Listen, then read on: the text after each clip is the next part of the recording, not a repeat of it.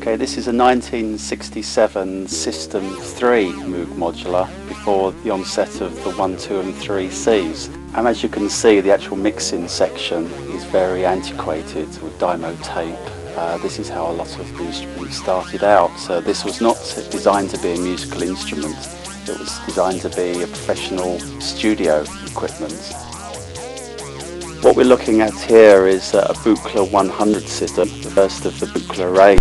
Buchla started in the early 60s working for the San Francisco Tape Center. That's when he started his main research into control voltage. Certain aspects of this does precede actually Bob Moog's inventions, namely the voltage controlled sequencer, which I think Don Buchla did pit Bob Moog to the post in inventing that. Don Buchla never reached any real commercial success because he wasn't a social animal in any respect of the word. He was very much a recluse, still is. Having said that, his company is still going and Bob Moog's isn't, so maybe that isn't such a terrible thing. Systems are very much shunned, probably because of their complexity.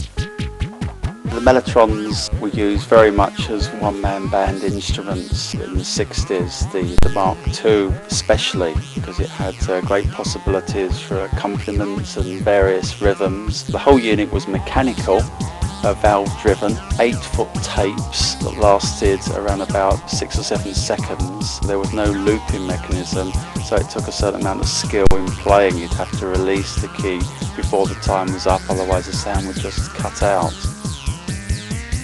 Alan Perlman designed the ARP 2500 modular system in direct competition to Bob Moog. Alan Perlman basically was very adverse to doing anything that Bob Moog had done. Where Bob Moog used patch chords, Alan Perlman used sliders. Where the 1/4-inch jacks were used on Moogs, he used mini jacks. Everything is designed so it is nice and clear, there's not a patch chord in sight while you're patching. They were initially very popular and it did cause a lot of trouble for the Moog company. The Mini Moog has got to be known as the classic mono synth. The idea was to condense the main aspects of the Moog modular and put it in a portable unit that musicians could understand.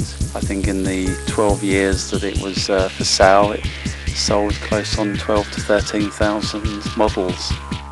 Right, well, Alan Perlman wasn't going to be defeated by the introduction of the Mini Moog. He believed that the ARP Odyssey, which you can see here, was going to be its main competitor. In fact, it was for many years. The actual sound is different. Some people would say the Mini Moog has a more of a gutsy sound. The Odyssey sounds a little bit sweeter.